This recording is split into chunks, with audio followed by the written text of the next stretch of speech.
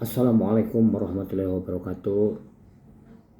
Selamat pagi, kita berjumpa lagi dalam channel Dr. Franto.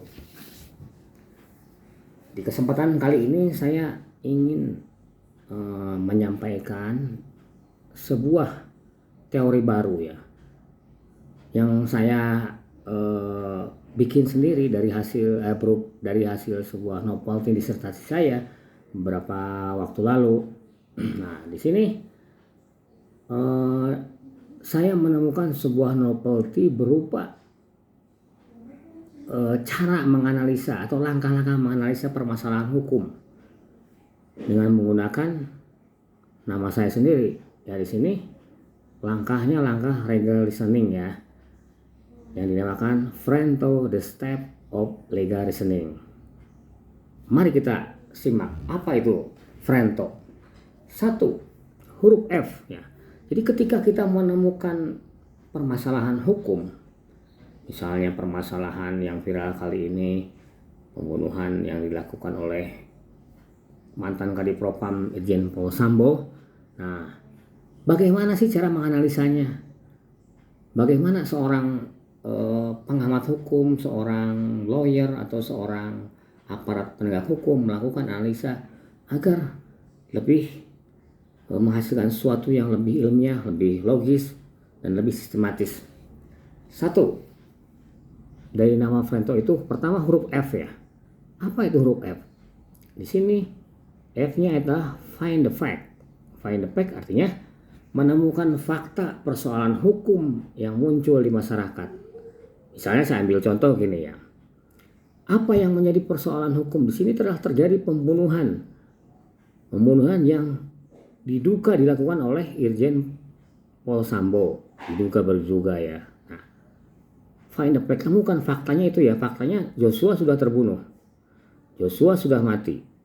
Nah di sini bagaimana kita mencari pelakunya. Nah, kemudian yang kedua dari huruf R-nya dari Franto itu huruf kedua kan R ya. R itu apa? Nah, di sini saya ingin menyampaikan bahwa huruf R itu dari rule atau regulation. Jadi langkah kedua adalah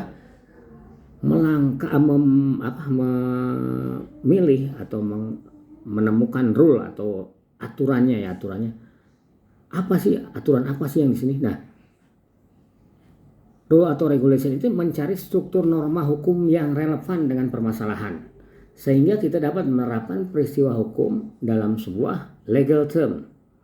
Jadi di sini apa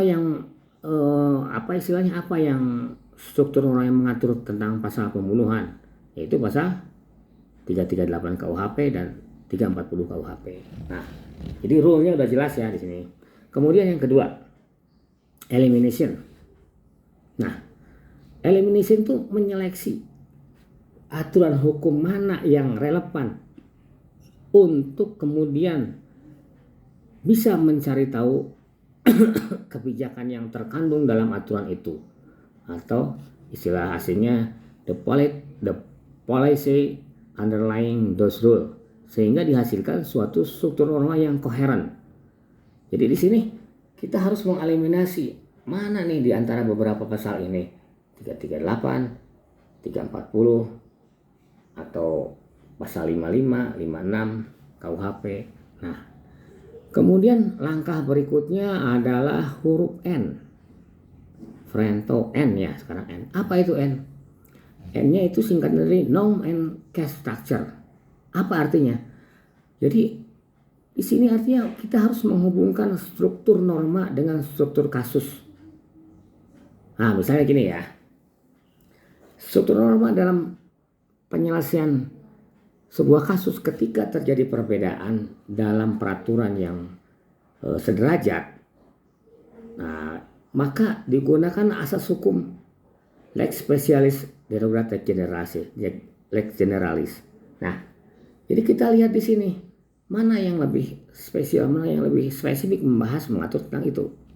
Nah, kemudian ketika asas ini digunakan, maka disimpulkan bahwa pasal 338 adjungto 340 atau pasal 55 lah yang akan yang lebih khusus mengatur tentang tindakan pembunuhan tersebut atau pembunuhan berencana. Nah, itu jadi kita lihat struktur norma dan struktur kasusnya ya. Kemudian apabila struktur norma dalam penyelesaian kasus perkara ini ya, ketika terjadi perbedaan hierarki ya, hierarki undang-undang, di sini level undang-undang ya, maka dipakailah asas hukum lex superior derogat lex inferior. Diartikan bahwa peraturan perundang-undangan yang mempunyai derajat lebih rendah dalam hierarki tidak boleh bertentangan dengan yang lebih tinggi. Inkaso dalam rumusan pasal yang mengatur tentang pembunuhan tidak boleh bertentangan dengan nilai keadilan Pancasila yang merupakan sumber dari segala sumber hukum. Nah, berikutnya huruf T-nya apa nih T-nya? Langkah-langkah legal reasoning yang saya buat ini. Nah, huruf T ini disimpulkan sebagai teori for the trace alternative solution. Jadi kita mencari teori, menentukan teori yang akan digunakan untuk mencari alternatif penyelesaian pada permasalahan hukum dengan membandingkan beberapa teori hukum yang sudah ada dan beberapa pendapat ahli hukum, baik doktrin-doktrin atau peraturan-peraturan lainnya. Nah, kemudian ketika sudah kita menemukan teori apa yang akan kita gunakan, teori apa pendapat hukum mana yang menggunakan, kita melakukan retest, melakukan retesting terhadap teori-teori yang akan dipakai itu. Misalnya gini ya, dalam kasus pembunuhan Sambo, kita ambil alasan ya untuk menghapuskan tanggung jawab pidana Sambo dengan misalnya pasal notware, pasal 49 ayat 1 dan 2 KUHP, atau dengan asas kausalitas dari Von Muri yang banyak dikenal di di English section adalah nopus actus intervenient, yaitu menghapuskan pertanggungjawaban seorang principal defender atau pelaku utama atas kesalahan pihak ketiga. In kasus dalam kasus ini perbuatan Sambo diakibatkan karena perbuatan yang perselingkuhan yang dilakukan oleh Joshua terhadap istri Ferdi Sambo. Nah, kita ambil contoh ya, ibaratnya seperti itu. Nah, kemudian yang terakhir dari huruf Prento itu kan huruf O ya. O itu apa? Opinion. Jadi ketika setelah menentukan mengikuti langkah-langkah tersebut atas, akhirnya kita menyimpulkan, membuat sebuah opini, membangun sebuah opini dari hasil analisa penelitian yang dapat kita publikasikan berikutnya.